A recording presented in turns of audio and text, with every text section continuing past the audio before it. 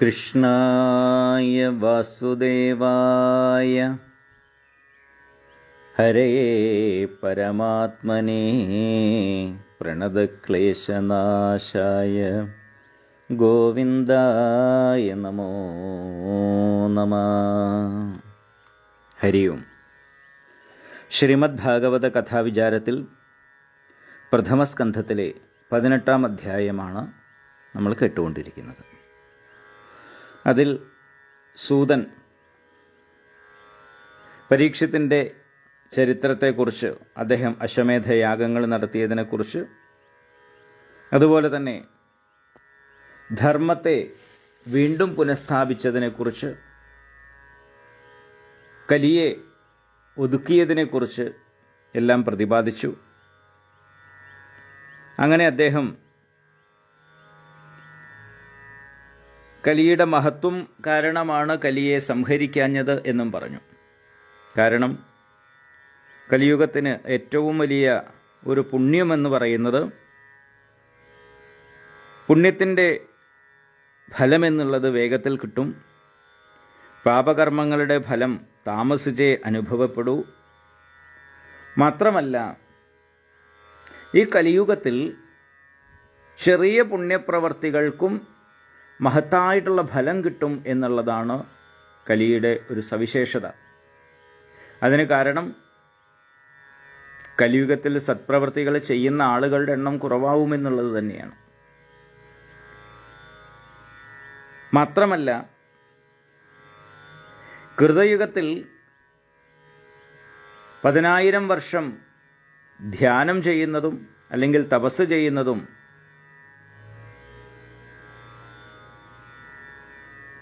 ത്രേതായുഗത്തിൽ അനേകം യജ്ഞങ്ങൾ ചെയ്യുന്നതും ദ്വാപരയുഗത്തിൽ വലിയ വലിയ മഹാപൂജകൾ ചെയ്തും എന്തെല്ലാം പുണ്യം ലഭ്യമാകുമോ, ഫലം ലഭ്യമാകുമോ, അതിന് തുല്യമായിട്ടുള്ള ഫലം കലിയുഗത്തിൽ കേവലം ഈശ്വര നാമജപം കൊണ്ട് നേടിയെടുക്കാം എന്ന് വളരെ വ്യക്തമായിട്ട് പറയുന്നു. അതുതന്നെയാണ് പൂന്താനം ജ്ഞാനപ്പാനയിലും വളരെ വിശേഷമായിട്ട് പറഞ്ഞിട്ടുള്ളത്. യുഗം നാലിലും നല്ലൂ കലിയുഗം, സുഖമേ തന്നെ മുക്തി വരുത്തുവാൻ എന്ന് വളരെ മനോഹരമായിട്ട് പ്രതിപാദിക്കുന്നുണ്ട്. അപ്പോൾ വാസ്തവത്തിൽ കലിയുഗത്തിൽ ജനിച്ചവരായ നമ്മളൊക്കെ വലിയ ഭാഗ്യവാന്മാരാണ്, സുഹൃതികളാണ്. കാരണം കലിയുഗത്തിൽ ഈ കലുഷിതമായിട്ടുള്ള അന്തരീക്ഷത്തിലും കുറച്ചു സമയമെങ്കിലും നമുക്ക് ഈശ്വര നാമജപം ചെയ്യുക, ശ്രീമദ് ഭാഗവതം പോലെ അതിമഹത്തായിട്ടുള്ള പുണ്യഗ്രന്ഥങ്ങളെ പാരായണം ചെയ്യുക, വിഷ്ണു സഹസ്രനാമം പോലുള്ള ഏറ്റവും ശ്രേഷ്ഠമായിട്ടുള്ള നാമങ്ങളെ കൊണ്ട് ഭഗവാനെ ആരാധിക്കുക എന്ന് പറയുന്നത് ഒരു മനുഷ്യന് ചെയ്യാൻ കഴിയാവുന്ന ഏറ്റവും വലിയ തപസ്സാണ്. അങ്ങനെ ചെയ്യുന്നവരൊക്കെ മഹാഭാഗ്യവാന്മാരാണ്. ചെയ്യുന്നവരുടെ എണ്ണം കുറയും എന്ന് നമുക്കൊക്കെ അറിയാം. അതാണ് കലിയുഗത്തിൻ്റെ സവിശേഷത. അത് ആരുടെയും കുഴപ്പമല്ല, അല്ലെങ്കിൽ ആരുടെയും ദോഷമല്ല. ശ്രീമദ് ഭാഗവത മാഹാത്മ്യത്തിൽ തന്നെ നാരദ മഹർഷി പറയുന്നൊരു വാക്യമുണ്ട്. ഭക്തിദേവിയുടെ സങ്കടത്തെക്കുറിച്ച് പറയുന്ന സമയത്ത്, അയം തു യുഗധർമ്മോ ഹി വർത്തതേ കസ്യ ദൂഷണം അധസ്തു പുണ്ടരീകാക്ഷ സഹതേ നികടേ സ്ഥിതഃ. കലിയുഗത്തിൽ സജ്ജനങ്ങൾക്ക് ഒരുപാട് ദുഃഖങ്ങൾ അനുഭവിക്കേണ്ടി വരുന്നു, ദുർജനങ്ങൾ ധാരാളം പെരുകുന്നു, ദുഷ്ടതകൾ ധാരാളം അനുഭവപ്പെടുന്നുണ്ട്. ഇതൊക്കെ ഉണ്ടെങ്കിലും, അല്ലെങ്കിൽ കലിയുഗത്തിൽ ധർമ്മത്തിന് പ്രാമുഖ്യം കുറയുന്നു, അധർമ്മം പ്രബലമാകുന്നു. ഇതൊക്കെ ധർമ്മസ്വരൂപനായിട്ടുള്ള ഭഗവാൻ കണ്ടുകൊണ്ടിരിക്കുന്നുണ്ടെങ്കിലും അതിന് മുഖ്യ കാരണം പറയുന്നത് അയം തു യുഗധർമ്മ, ഇത് യുഗധർമ്മമാണ് എന്നുള്ളതാണ്. കലിയുഗത്തിൻ്റെ ധർമ്മമായതുകൊണ്ട് തന്നെ ഇതെല്ലാം ഭഗവാൻ കണ്ടുകൊണ്ടിരിക്കുന്നു. അതാണ് ഈ കലിയുഗത്തിൻ്റെ സവിശേഷത. അങ്ങനെ ഇത്രയും കാര്യങ്ങളൊക്കെ സൂതൻ പറഞ്ഞ് അവസാനിപ്പിച്ച സമയത്താണ് ശൗനകാദി മഹർഷിമാർ ചോദിക്കുന്നത്, ഹേ സൂത, അന്ന് അങ്ങ് ദീർഘായുഷ്മാനായിട്ട് വളരെ കാലം ജീവിക്കട്ടെ. കാരണം മരണത്തിലേക്ക് നീങ്ങിക്കൊണ്ടിരിക്കുന്ന മനുഷ്യരുടെ മരണഭയം അകറ്റുന്ന അമൃതതുല്യങ്ങളായിട്ടുള്ള ശ്രീകൃഷ്ണ കഥകളെ അങ്ങ് ഞങ്ങളെ കേൾപ്പിച്ചുകൊണ്ടിരിക്കുകയാണ്. ഞങ്ങളിപ്പോൾ ഈ ആചരിച്ചു വരുന്നതായിട്ടുള്ള യാഗം എന്നുള്ളത് തന്നെ അനേകം വിഘ്നങ്ങളോട് കൂടിയിട്ടുള്ളതാണ്. ഇത്രയൊക്കെ വിഘ്നങ്ങളെ തരണം ചെയ്ത് ഈ യാഗമൊക്കെ പൂർത്തിയാക്കി കഴിഞ്ഞാലും യാഗത്തിൻ്റെ പരമാവധി ഫലം എന്നുള്ളത് സ്വർഗപ്രാപ്തിയാണ്. അല്ലാതെ യാഗം കൊണ്ടൊരിക്കലും ശാശ്വതമായിട്ടുള്ള സുഖം ലഭ്യമാകുന്നില്ല. സ്വർഗം കിട്ടിക്കഴിഞ്ഞാലും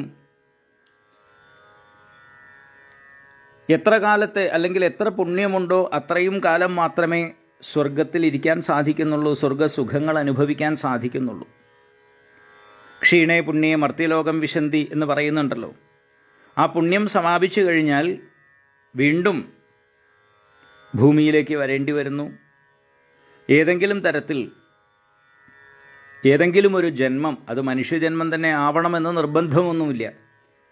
കാരണം സ്വർഗത്തിലിരുന്ന് സ്വർഗ പദവിയെ അനുഭവിച്ചുകൊണ്ടിരുന്ന നഹുഷൻ്റെ കഥ വരുന്നുണ്ട്. സ്വർഗത്തിൽ ഇന്ദ്രപദവിയിലിരുന്ന ആളാണ്, പക്ഷേ ഭൂമിയിലേക്ക് വന്നത് പെരുമ്പാമ്പായിട്ടാണ്. അപ്പം അതുകൊണ്ട് സ്വർഗത്തിൽ നിന്ന് വരുന്നവരൊക്കെ ശ്രേഷ്ഠമായിട്ടുള്ള ജന്മം തന്നെ സ്വീകരിക്കണം എന്ന് നിർബന്ധമൊന്നുമില്ല. ഇപ്പോൾ വളരെ ക്ലേശങ്ങളെ കൊണ്ട് നേടിയെടുക്കാവുന്നത് സ്വർഗപ്രാപ്തിയാണ്. ആ സ്വർഗപ്രാപ്തി തന്നെ ശാശ്വതമല്ല എന്നുള്ളതും മനസ്സിലാക്കാവുന്നതാണ്. എന്നാൽ ഇവിടെ ഈ ഭഗവത് കഥകളെ കേൾക്കുകയാണെങ്കിൽ ഭക്തി ഉണ്ടാകും. ആ ഭക്തിയിലൂടെ ശാശ്വതമായ ഭഗവത് പ്രാപ്തിയെ തന്നെ പ്രാപിക്കാൻ സാധിക്കും. അങ്ങനെയുള്ള ഭഗവത് കഥകളെയാണല്ലോ അങ്ങ് പറഞ്ഞു തരുന്നത്. മനസ്സിന് വളരെ ആനന്ദം കേൾക്കുമ്പോൾ തന്നെ ഉളവാക്കുന്നതായിട്ടുള്ള ഈ ഭഗവത് കഥ ഏതൊരു വിവേകിയായിട്ടുള്ള ആളാണ് കേട്ട് മതിയായി എന്ന് വിചാരിക്കുക.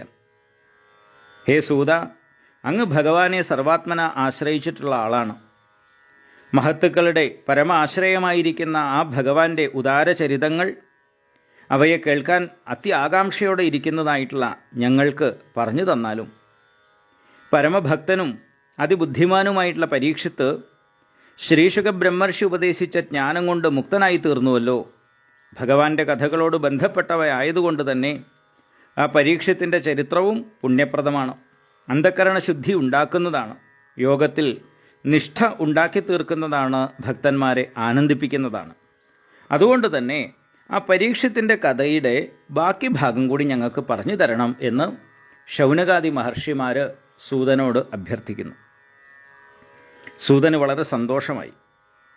സൂതൻ മറുപടി പറയുന്നു, ഹേ ശ്രേഷ്ഠരായ ഋഷീശ്വരന്മാരെ, സൂതന്മാരായ ഞങ്ങൾ താഴ്ന്ന ജാതിയിൽപ്പെട്ടവരാണ്.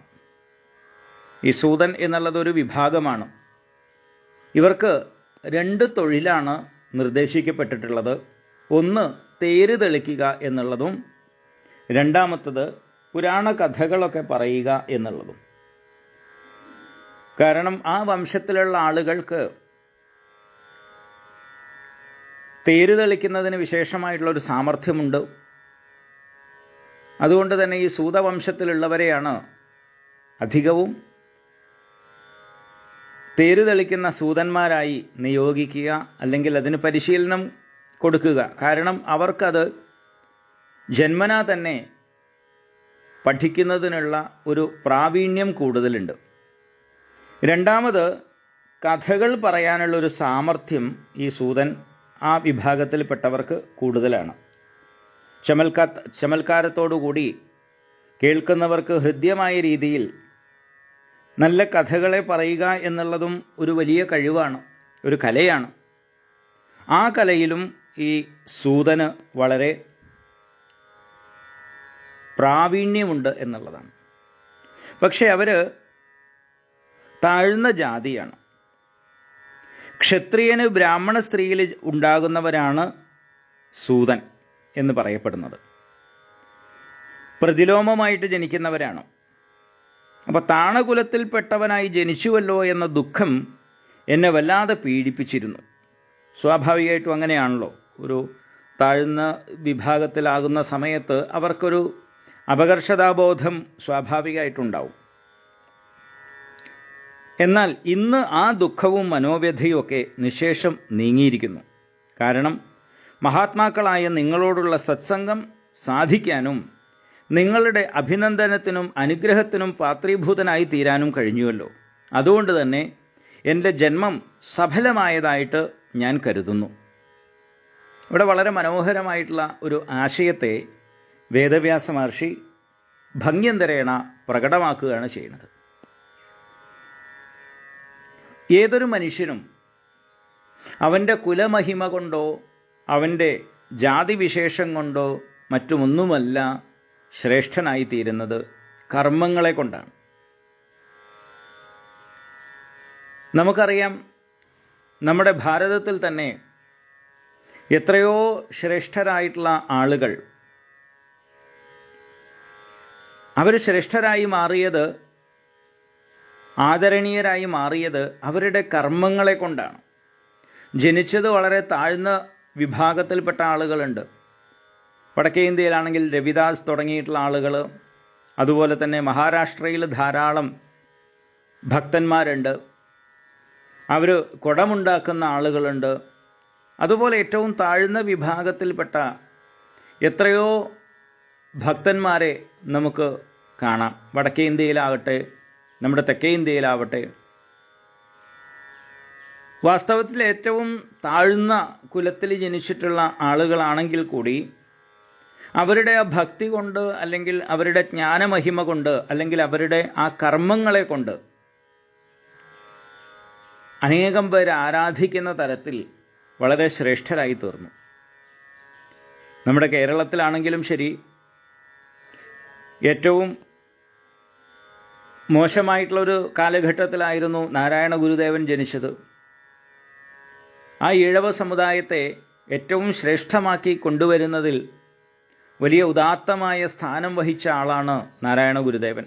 ഇന്നും ലക്ഷക്കണക്കിന് ആളുകളുടെ ആത്മീയ ഗുരുവായി ആചാര്യസ്ഥാനത്ത് എല്ലാ ആളുകളും അംഗീകരിക്കുന്ന ആ ഗുരുദേവനെ ഈ തലത്തിലേക്ക് ഉയർത്തിയത് അദ്ദേഹത്തിൻ്റെ ആ ഭക്തിയും അറിവും സമൂഹത്തിന് ചെയ്തിട്ടുള്ള കർമ്മങ്ങളുമാണ്.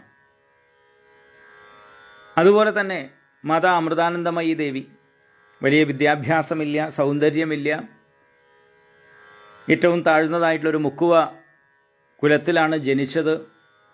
എങ്കിലും ഇന്ന് ലക്ഷക്കണക്കിനായിട്ടുള്ള ആളുകൾ ആരാധിക്കുന്ന തലത്തിലേക്ക് ഉയർന്നു വരാൻ കാരണം അവരുടെ ആ കർമ്മങ്ങളും മഹിമകളുമാണ്. എന്നാൽ അവരുടെ കുലത്തിലുള്ള എല്ലാവർക്കും ആദരവ് പാത്രമാകുന്നുണ്ടോ, അല്ലെങ്കിൽ ആദരവ് ലഭ്യമാകുന്നുണ്ടോ? ഇല്ല. അതുകൊണ്ടാണ് ഭഗവാൻ ഗീതയിൽ ചാതുർവർണ്ണ്യം മയാ സൃഷ്ടം ഗുണകർമ്മ വിഭാഗശ എന്ന് പ്രത്യേകമായിട്ട് പറയുന്നത്. ഗുണത്തിനും കർമ്മത്തിനും അനുസൃതമായിട്ടാണ് ഈ ചാതുർവർണ്ണത്തെ ഞാൻ വിഭാജനം ചെയ്തിട്ടുള്ളത് എന്ന് പറയുന്നു.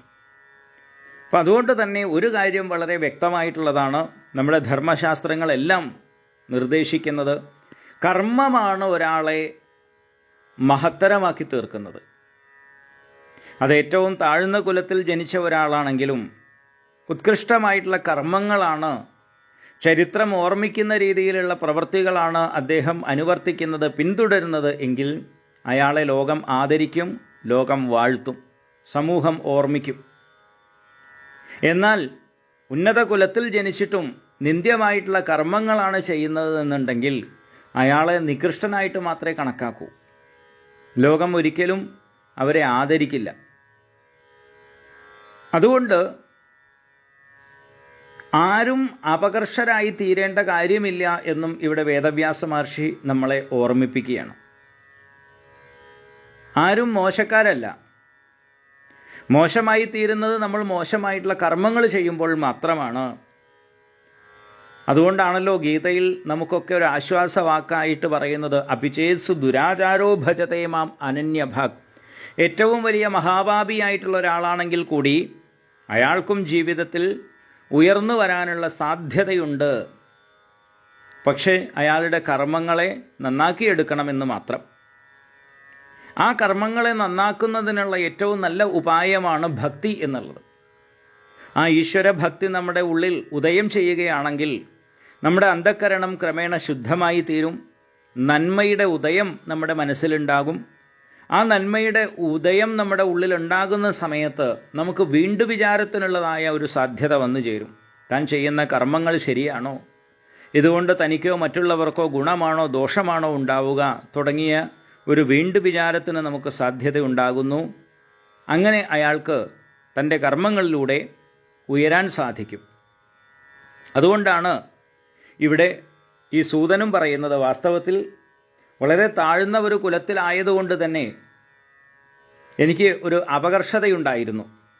എന്നാൽ ഇന്ന് നിങ്ങളെപ്പോലെയുള്ള ശ്രേഷ്ഠരായിട്ടുള്ള ആളുകൾ പോലും വളരെ ആദരവോടുകൂടി എന്നോട് പെരുമാറുന്ന സമയത്ത് എന്നോട് ഭവ്യമായി ആ ഭഗവത് കഥകളെ പറയാൻ വേണ്ടിയിട്ട് ഉത്തമമായിട്ടുള്ള ഒരു ആസനം തന്ന് എന്നെ അതിലിരുത്തി എന്നോട് സംസാരിക്കുന്ന സമയത്ത് എൻ്റെ മനസ്സ് നിറയുന്നു.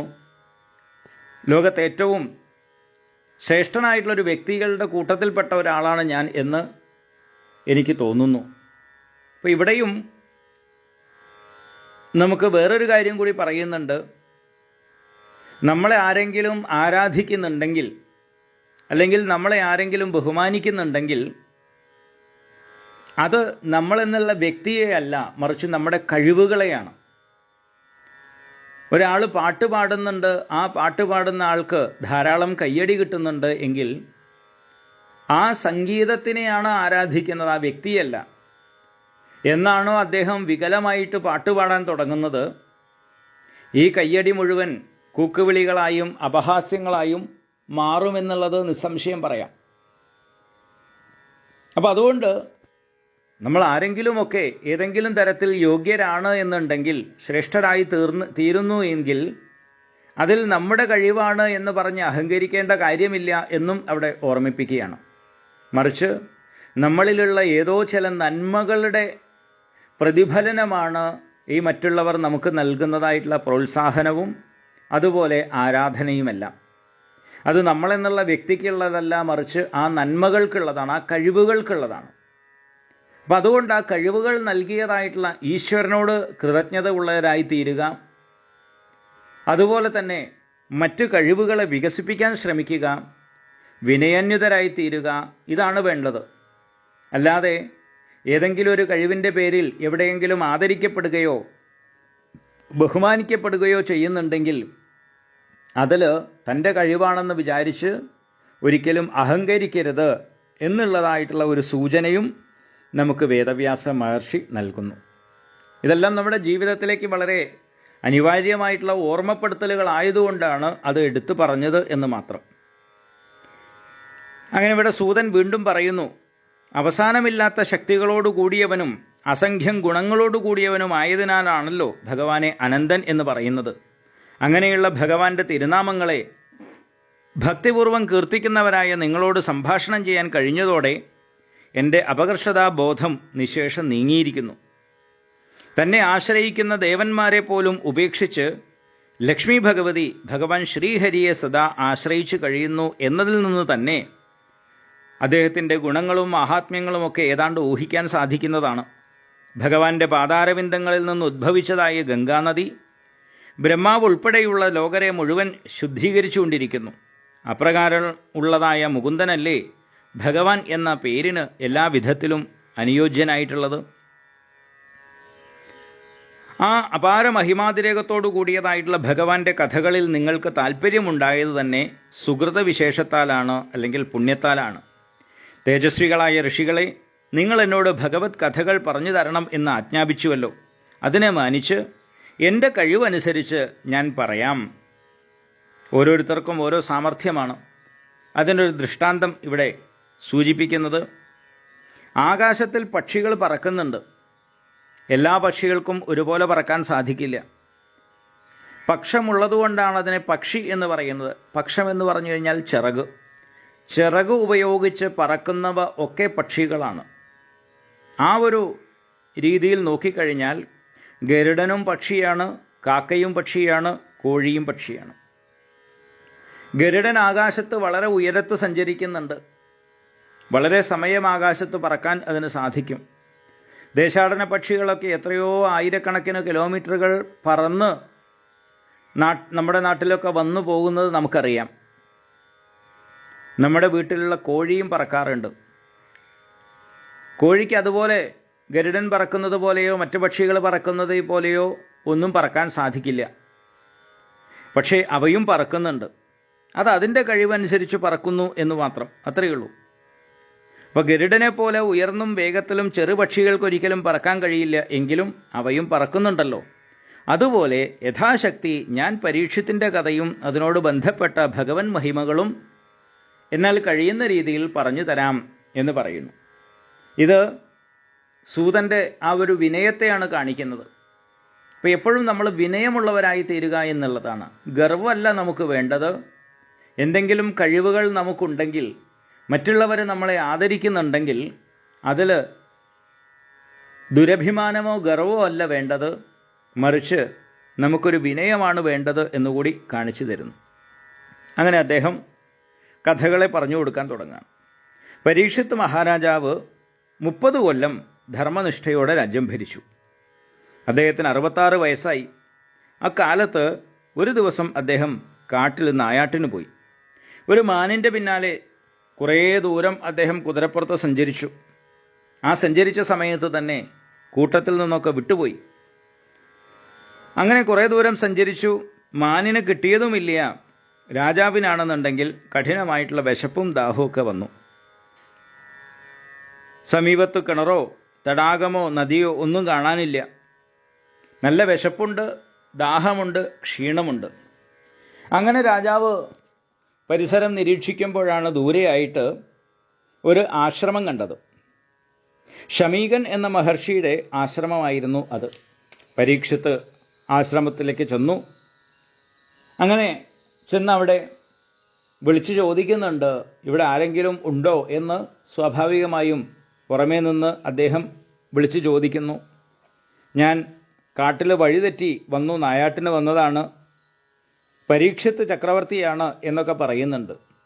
മറുപടി ഒന്നും കാണാഞ്ഞപ്പോൾ വീണ്ടും അദ്ദേഹം അവിടെ നോക്കുമ്പോഴാണ് ഒരു മഹർഷി അവിടെ കണ്ണടച്ച് ധ്യാനനിരതനായിട്ട് ഇരിക്കുന്നു. പ്രാണൻ, ഇന്ദ്രിയങ്ങൾ, മനസ്സ്, ബുദ്ധി ഇവയൊക്കെ അടക്കി ജാഗ്രത്, സ്വപ്നം, സുഷുപ്തി ഇവയ്ക്കൊക്കെ അതീതമായിരിക്കുന്ന ആ ബ്രഹ്മത്തിൽ മനസ്സിലയിപ്പിച്ച് നിശ്ചലമായിട്ട് അദ്ദേഹം ഇരിക്കുന്നതാണ് കണ്ടത്. ചിന്നിച്ചെതറിയ ജടയോടുകൂടിയവനും മാൻതോല് വസ്ത്രമായിട്ട് ഉടുത്തവനുമായിട്ട് ആ മുനിശ്രേഷ്ഠൻ അങ്ങനെ ഇരിക്കുന്നു. ദാഹം കൊണ്ട് തൊണ്ട വരണ്ടതായിട്ടുള്ള പരീക്ഷിത്ത് കുറച്ച് വെള്ളം കിട്ടിയാൽ കൊള്ളാം എന്ന് ചോദിക്കുകയാണ്. അല്ലെങ്കിൽ കുറച്ച് വെള്ളം തരാമോ എന്ന് ചോദിക്കുന്നുണ്ട്. എന്നാൽ സമാധിയിൽ ലയിച്ചിരുന്നതായിട്ടുള്ള മഹർഷി ആ രാജാവിൻ്റെ ചോദ്യം കേട്ടില്ല. ഇത് രാജാവിന് വലിയൊരു അപമാനമായിട്ട് തോന്നി. കാരണം ചെല്ലുന്ന സ്ഥലത്ത് മുഴുവൻ, ചക്രവർത്തിയാണ് പരീക്ഷിത്ത്, ചെല്ലുന്ന സ്ഥലത്ത് മുഴുവൻ ശ്രേഷ്ഠരായിട്ടുള്ള ആളുകൾ എല്ലാ ഉപചാരങ്ങളും നൽകി അദ്ദേഹത്തെ ആദരിക്കാറുണ്ട്, എല്ലാ സൗകര്യങ്ങളും ചെയ്യാറുണ്ട്. വളരെ വിനയാന്വിതരായിട്ടാണ്, ബഹുമാനത്തോടു കൂടിയിട്ടാണ് രാജാവിനെ സ്വീകരിക്കാറ്. എന്നാൽ ഒരു പർണശാലയിൽ വന്ന സമയത്ത് അവിടെ രാജാവിനോടൊന്ന് ഇരിക്കാൻ പറയാനോ അദ്ദേഹത്തിന് കാല് കഴുകാൻ കുറച്ച് വെള്ളം കൊടുക്കാനോ എന്തെങ്കിലും ഉപചാരം ചെയ്യാനോ ഒരു മഹർഷി തയ്യാറായില്ല. തനിക്ക് ഇരിക്കാൻ ഒരു ദർഭപ്പുല്ലിൻ്റെ പായയോ ഒരു അർഘ്യമോ ഒരു നല്ല വാക്കുപോലുമോ ആ മുനിയിൽ നിന്ന് കിട്ടാഞ്ഞതുകൊണ്ട് തന്നെ പരീക്ഷിത്ത് മുനി തന്നെ അപമാനിച്ചതായിട്ട് കരുതുകയാണ് ചെയ്യുന്നത്. അതോടുകൂടി കോപം വന്നു. വിശപ്പും ദാഹമൊക്കെ നന്നായിട്ടുള്ളത് കൊണ്ട് തന്നെ പരവശനായിരുന്നു. അതുകൊണ്ട് തന്നെ ആ രാജാവിന് മുമ്പൊരിക്കലും ഉണ്ടാകാത്ത രീതിയിൽ തോന്നാത്ത രീതിയിലുള്ള ദേഷ്യവും വിരോധമൊക്കെ ആ മഹർഷിയോട് തോന്നുകയാണ്. ഇന്ദ്രിയങ്ങളും മനസ്സുമൊക്കെ അടക്കി ഇദ്ദേഹം യഥാർത്ഥത്തിൽ ധ്യാനത്തിലിരിക്കുകയാണോ അതോ കപട സമാധിയാണോ, എനിക്ക് ഈ രാജാവിനെ കൊണ്ട് എന്ത് കാര്യം എന്നുള്ള ഭാവമായിരിക്കുമോ ഈ മുനിക്ക് എന്ന് ഈ രാജാവിന് തോന്നി. കഷ്ടകാലം വരുമ്പോൾ അങ്ങനെയൊക്കെ തോന്നാം. ഏതാണെങ്കിലും അതൊന്ന് പരീക്ഷിക്കണം എന്ന് തീരുമാനിച്ചതായ രാജാവ് അവിടെ നടക്കുന്ന സമയത്ത്, അല്ലെങ്കിൽ അവിടെ നിരീക്ഷിക്കുന്ന സമയത്ത്, ഒരു ചത്ത പാമ്പിനെ അവിടെ കണ്ടു എന്നുള്ളതാണ്. ഇനി തല്ലിക്കൊന്നതാണോ എന്നറിയില്ല. എന്താണെങ്കിലും ഒരു പാമ്പ് ചത്തത് കണ്ടു. ചത്തതായിട്ടുള്ള ആ പാമ്പിനെ വില്ലുകൊണ്ട് തോണ്ടിയെടുത്ത് മഹർഷിയുടെ കഴുത്തിൽ ഒരു മാല പോലെ ഇട്ടു. അപ്പോൾ വെറുതെ കണ്ണടച്ചിരിക്കുകയാണെന്നുണ്ടെങ്കിൽ കഴുത്തിൽ പാമ്പിൻ്റെ ശരീരം വീഴുന്ന സമയത്ത് കണ്ണ് തുറന്ന് നോക്കും എന്ന് വിചാരിച്ചിട്ടാണ് പരീക്ഷിത്ത് ഇങ്ങനെയുള്ള ഒരു സാഹസം ചെയ്തത്. എന്നാൽ ശരീരത്തെ പൂർണ്ണമായും മറന്നിട്ടായിരുന്നു മഹർഷിയുടെ ധ്യാനം. അതുകൊണ്ട് തന്നെ രാജാവ് പാമ്പിനെ കഴുത്തിലിട്ടിട്ടും ആ മുനി അറിഞ്ഞില്ല. അങ്ങനെയൊക്കെ ഇരിക്കുമ്പോഴേക്ക് രാജഭടന്മാർ വരുന്നു, രാജാവിനെ കാണുന്നു. ആ രാജാവിനോട് സംസാരിച്ച് അവരുടെ കൂടെ രാജാവ് തിരിച്ചു പോവുകയും ചെയ്തു.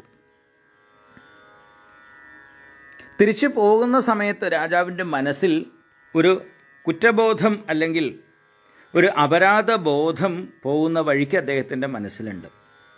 താൻ ചെയ്ത പ്രവൃത്തി ശരിയായോ എന്നൊരു ചോദ്യം അദ്ദേഹത്തിൻ്റെ ഉള്ളിൽ ഉടലെടുക്കുകയാണ്. ഇനി യഥാർത്ഥത്തിൽ ആ മഹർഷി ധ്യാനനിഷ്ഠനായിരുന്നെങ്കിലോ? ചിലപ്പോൾ അങ്ങനെ കേട്ടിട്ടുണ്ട്, ഈ മഹർഷിമാരൊക്കെ വലിയ ധ്യാനവും ബാക്കിയൊക്കെ ചെയ്യുന്നവരാണെന്ന് കേട്ടിട്ടുണ്ട്.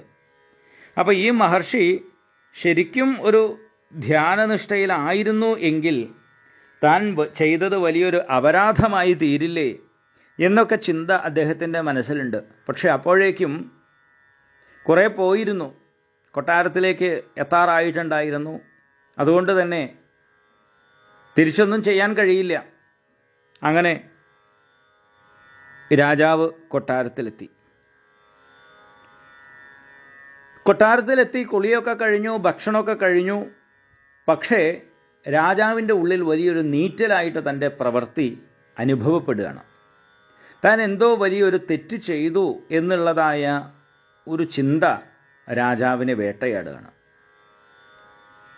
താൻ ചെയ്ത പ്രവൃത്തി ശരിയായില്ല എന്നുള്ളതായ ഒരു തോന്നൽ ഈ രാജാവിൻ്റെ മനസ്സിനെ വല്ലാതെ അലട്ടാൻ തുടങ്ങി.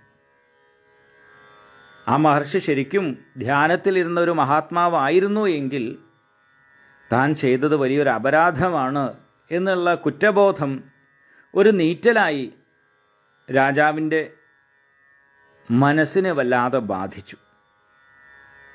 ഇനി ഈ ശമീക മഹർഷി, അദ്ദേഹത്തിനൊരു കുട്ടിയുണ്ട്, ഒരു വളർത്തുമകനുണ്ട്, ശൃംഗി എന്ന് പറഞ്ഞിട്ട് 14 വയസ്സുള്ള ഒരു കുട്ടി. 14 വയസ്സാണെങ്കിൽ കൂടി വലിയ തപസ്വിയായിട്ടുള്ള ഒരാളായിരുന്നു ഈ കുട്ടി ശൃംഗി. കൂട്ടുകാരോട് കൂടിയിട്ട് കളിച്ചുകൊണ്ടിരിക്കുമ്പോഴാണ് പരീക്ഷിത്ത് തൻ്റെ അച്ഛൻ്റെ കഴുത്തിൽ പാമ്പിനെ തോണ്ടിയിട്ടതായിട്ടുള്ള ആ വിവരം അറിയുന്നത്. അങ്ങനെ കുട്ടികളൊക്കെ കളിച്ചുകൊണ്ടിരിക്കുമ്പോഴാണ് ഈ ശൃംഗി ഇത്തിരി ഔദ്ധത്യമുള്ളൊരു കുട്ടിയും കൂടിയാണ്.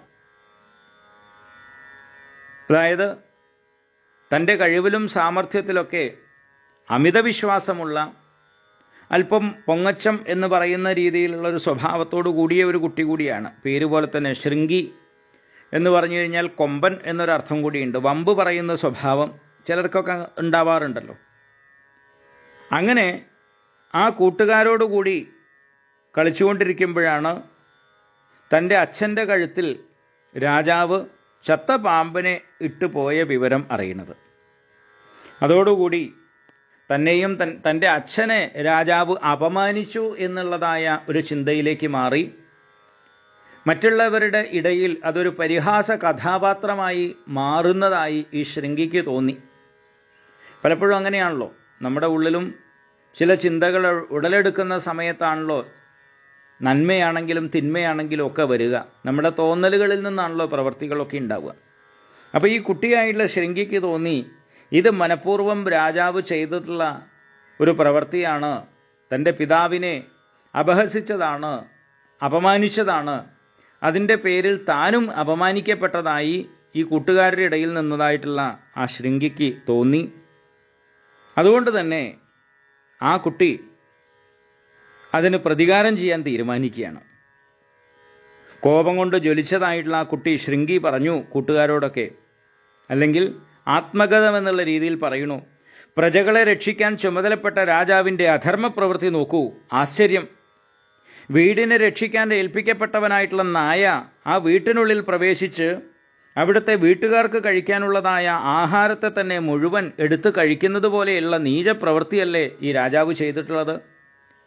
രാജാവ് വാസ്തവത്തിൽ തപസ്വികളെയും ബ്രാഹ്മണരെയും ഒക്കെ രക്ഷിക്കാൻ നിയോഗിക്കപ്പെട്ടവനാണ്. കാരണം ധർമ്മത്തെ പരിപാലിക്കുകയും പ്രചരിപ്പിക്കുകയും ചെയ്യുന്ന ആളുകളാണ് ഈ മഹർഷിമാരും അതുപോലെ ബ്രാഹ്മണരുമൊക്കെ. എന്നാൽ അദ്ദേഹം സ്വയം ബ്രാഹ്മണരെ ശിക്ഷിക്കുക, ദ്രോഹിക്കുക എന്നുള്ളൊരു പ്രവൃത്തി ഇവിടെ നടന്നിരിക്കുന്നു. ഇത് വളരെ വിചിത്രമാണ്.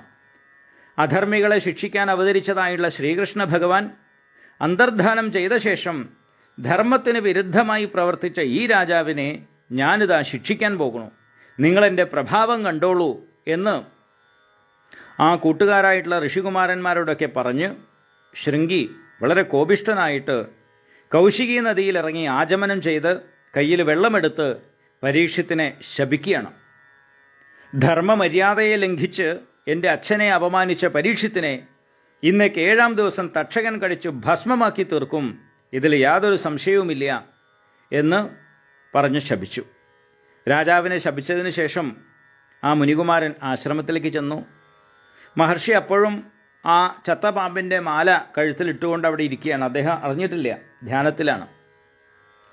ചത്ത പാമ്പിൻ്റെ ശരീരം കഴുത്തിൽ ധരിച്ച് സമാധിയിലിരിക്കുന്ന അച്ഛനെ കണ്ട് ആ കുട്ടി പൊട്ടിക്കരയുകയാണ് ചെയ്യുന്നത്.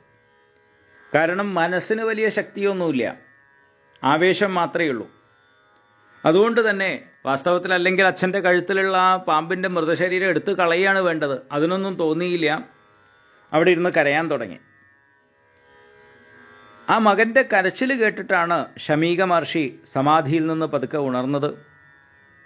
ഉണർന്ന സമയത്ത് ചോദിക്കുന്നുണ്ട്, നീ എന്തിനാണ് കരയുന്നതെന്ന് ചോദിക്കുന്നു. അപ്പോൾ അച്ഛൻ്റെ കഴുത്തിൽ ഒരു ചത്ത പാമ്പ് കിടക്കുന്നു എന്ന് പറയുകയാണ്.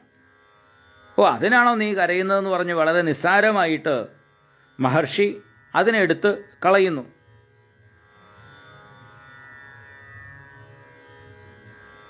അപ്പോൾ കരയുന്നതിൻ്റെ കാരണം ചോദിക്കുന്ന കൂട്ടത്തിൽ ആരാണ് നിനക്ക് അപ്രിയം ചെയ്തത്, എന്തിനാണ് നീ കരയുന്നത് എന്ന് ചോദിക്കുന്ന സമയത്താണ് ഈ കുട്ടി പാമ്പിനെ ഇട്ടതും പറയുന്നുണ്ട്. മാത്രമല്ല, എനിക്കല്ല അപ്രിയം ചെയ്തത്, അങ്ങേക്കാണ് ചെയ്തത്.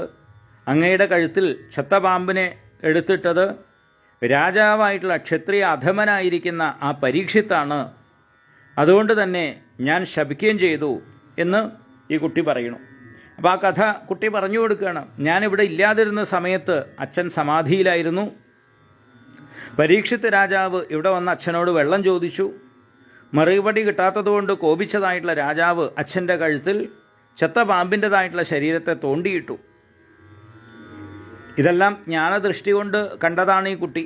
ഈ വിവരം അച്ഛനെ ധരിപ്പിക്കുകയാണ്. അങ്ങനെ അങ്ങയെ അപമാനിച്ചതായിട്ടുള്ള രാജാവിനെ ഞാൻ ശപിച്ചിട്ടുണ്ട്. ഇന്നേക്ക് 7-ാം ദിവസം തക്ഷകൻ കടിച്ചു മരിക്കട്ടെ എന്നാണ് എൻ്റെ ശാപം. ഇങ്ങനെ ശൃംഗി വിവരങ്ങളൊക്കെ അച്ഛനെ അറിയിച്ചു. ഈ വിവരം കേട്ട് സന്തോഷിക്കുകയല്ല മഹർഷി ചെയ്തത്. ശപിക്കാൻ പാടില്ലാത്തവനായിട്ടുള്ള രാജാവിനെ ശപിച്ച വിവരം അറിഞ്ഞതായിട്ടുള്ള മഹർഷി മകനെ അഭിനന്ദിച്ചില്ല. മറിച്ച് അദ്ദേഹം വിഷണ്ണനായി തീരുകയാണ് ചെയ്തത്. അറിവില്ലാത്തവനായിട്ടുള്ള ഹേ കുട്ടി, നീ വലിയൊരു തെറ്റാണല്ലോ ചെയ്തത് എന്ന് മഹർഷി പറയുകയാണ്. നിസ്സാരമായിട്ടുള്ളൊരു കുറ്റത്തിന് ഇത്ര വലിയ ശിക്ഷ നീ രാജാവിന് നൽകിയല്ലോ. മനസ്സിന് ലേശം പോലും പക്വത വരാത്തവനായിട്ടുള്ള ഹേ ഉണ്ണി, രാജാവിനെ ഒരു സാധാരണക്കാരനെ പോലെ കണക്കാക്കാൻ പാടില്ല. അദ്ദേഹത്തിൻ്റെ തേജസ് കൊണ്ട് രക്ഷിക്കപ്പെട്ടവരായതുകൊണ്ടാണ് പ്രജകൾ ഭയരഹിതരായിട്ട് സുഖമായി ജീവിക്കുന്നത്. ഭഗവാന്റെ അംശമാണ് രാജാവ്. രാജാവ് ഇല്ലാതെയായി തീർന്നാൽ ഭൂമിയിൽ സർവത്ര കള്ളന്മാർ നിറയും. ഇപ്പം നല്ല രാജാക്കന്മാരുണ്ടാകുമ്പോഴാണ് രാജ്യം നല്ല രീതിയിൽ ധർമ്മിഷ്ഠമായിട്ട് തീരുന്നത്. രാജാവില്ലാതെയായി തീർന്നാലോ അധർമ്മിയായിട്ടുള്ളൊരു രാജാവ് വരികയോ ചെയ്തു കഴിഞ്ഞാൽ പ്രജകളൊക്കെ വളരെ ദുഃഖിതരായിത്തീരും. അവരെ വേണ്ട രീതിയിൽ പരിപാലിക്കില്ല. രക്ഷിക്കാൻ ആളില്ലാത്ത ആട്ടിൻകൂട്ടത്തെ പോലെ പ്രജകൾ അതിവേഗം നശിക്കും.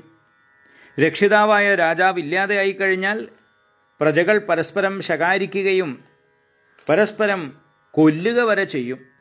കള്ളന്മാരാകട്ടെ ജനങ്ങളുടെ സ്വത്തിനെയും പശുക്കളെയും സ്ത്രീകളെയുമൊക്കെ അപഹരിച്ചും കൊണ്ടുപോകും.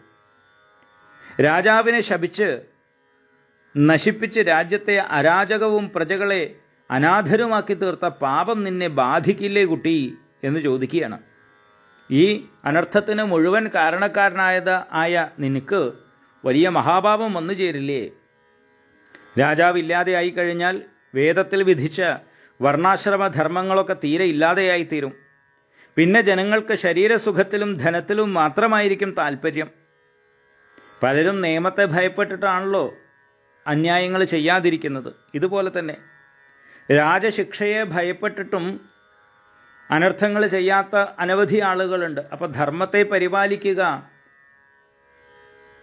എന്നുള്ള മുഖ്യമായിട്ടുള്ളൊരു കടമ കൂടി രാജാവിനുണ്ട്. ധർമ്മനിഷ്ഠരായി സത്പ്രവർത്തികൾ ചെയ്യുന്ന ആളുകൾക്ക് പ്രോത്സാഹനം നൽകുക, ധർമ്മത്തിന് വിരുദ്ധമായി അധർമ്മത്തെയും ഹിംസയെയുമൊക്കെ ചെയ്യുന്ന ആളുകളെ ശിക്ഷിക്കുക, അതിനുള്ള അധികാരം രാജാവിന് അല്ലെങ്കിൽ ഭരണാധികാരിക്കുണ്ട്.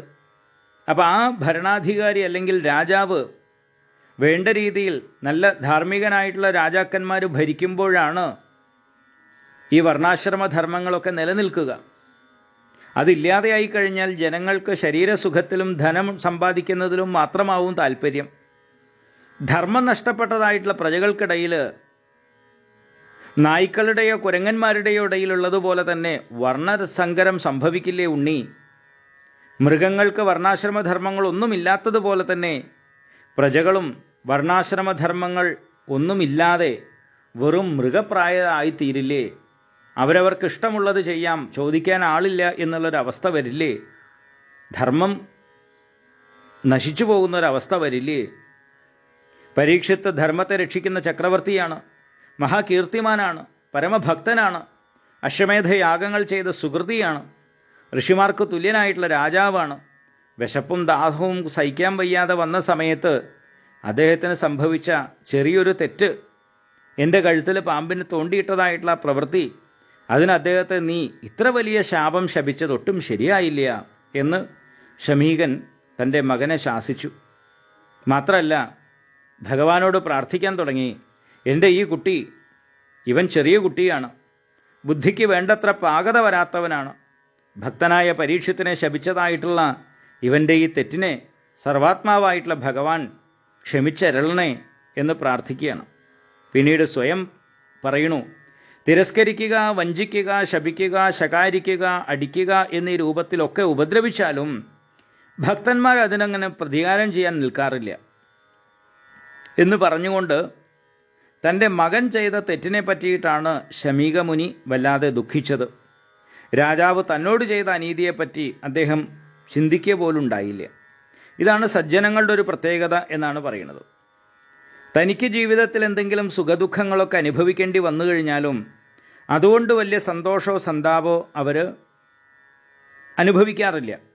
കാരണം താൻ ഈ ശരീരമല്ല, ആത്മാവാണ്, ആത്മാവ് 3 ഗുണങ്ങൾക്കും അതീതനാണ്, സുഖദുഃഖങ്ങൾ ആത്മാവിനെ ബാധിക്കില്ല, അതൊക്കെ ശരീരത്തിനാണ് എന്ന് മനസ്സിലാക്കി ആത്മബോധം വന്ന ജ്ഞാനികൾക്ക് ശരീരാഭിമാനം ഉണ്ടാവില്ല. ഏതാണെങ്കിലും ശാപവിവരം പരീക്ഷത്തിനെ അറിയിക്കാൻ വേണ്ടി ശമീക മഹർഷി തൻ്റെ മറ്റൊരു ശിഷ്യനായിട്ടുള്ള ഗൗരമുഖൻ എന്ന് പറയുന്ന ഒരു ബ്രഹ്മചാരിയെ ഹസ്തിനാപുരത്തേക്ക് അയക്കാൻ തീരുമാനിച്ചു. നേരത്തെ പറഞ്ഞുവല്ലോ, നായാട്ട് കഴിഞ്ഞ് അരമനയിൽ തിരിച്ചെത്തിയിട്ടുള്ള പരീക്ഷിത്ത് രാജാവ് വളരെ പശ്ചാത്താപ വിവശനായിരുന്നു എന്നുള്ളത്. അദ്ദേഹത്തിൻ്റെ മനസ്സിൽ നിന്ന് ആ ഒരു ചിന്ത വിട്ടുമാറുന്നേയില്ല. ഞാനൊരു മഹർഷിയെ അപമാനിച്ചു എന്നുള്ളതായ ആ ഒരു കുറ്റബോധം അദ്ദേഹത്തെ വല്ലാതെ വേട്ടയാടുകയാണ്.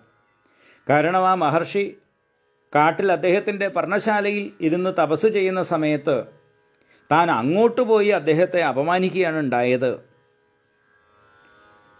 വളരെ യാതൊരു തെറ്റും ചെയ്യാത്തവനും ഉള്ളിലടക്കിയ തേജസ്സോടു കൂടിയവനുമായിട്ടുള്ള ആ മുനിവര്യനോട് ഞാൻ ചെയ്ത പ്രവൃത്തി വളരെ നീചമായി പോയി, താണതരത്തിലുള്ളതായി പോയി. മനസ്സ് ഈശ്വരനിൽ ഉറപ്പിച്ച് സമാധിയിൽ മുഴുകിയ ആ മഹർഷിയോട് ചെയ്ത അപരാധം ഭഗവാനെ അപമാനിച്ചതിന് തുല്യമാണ്. ഈ പാപത്തിന് തക്ക ശിക്ഷ എനിക്ക് എത്രയും വേഗം കിട്ടണേ, എന്നാൽ മാത്രമേ എൻ്റെ പാപം ഇല്ലാതെയായി തീരൂ. മേലിലെങ്കിലും ഇങ്ങനെയുള്ള അധർമ്മം ചെയ്യാൻ തനിക്ക് തോന്നാതിരിക്കൂ. ബ്രാഹ്മണ കോപം ഇന്ന് തന്നെ വളരെ വലിയൊരു അഗ്നിയായിട്ട് മാറി എന്നെയും എൻ്റെ രാജ്യം, ഭണ്ഡാരം, സൈന്യം, സമ്പത്ത് ഇവയൊക്കെ ദഹിപ്പിക്കും. അങ്ങനെയെങ്കിലും ഭാവി ജന്മങ്ങളിൽ എനിക്ക് ബ്രാഹ്മണരെയും ദേവന്മാരെയും പശുക്കളെയും ഒക്കെ ദ്രോഹിക്കാൻ തോന്നാതിരിക്കട്ടെ എന്നൊക്കെ മനസ്സിലങ്ങനെ ചിന്തിച്ചുകൊണ്ടിരിക്കുന്ന ആ രാജാവിൻ്റെ അടുത്തേക്കാണ് ഗൗരമുഖൻ എന്നതായിട്ടുള്ള ആ ബ്രഹ്മചാരി കുട്ടി വരുന്നതും തുടർ കാര്യങ്ങളും വരുന്നത്. അത് നമുക്ക് അടുത്ത ക്ലാസ്സിൽ കേൾക്കാം. ഹരി ഓം.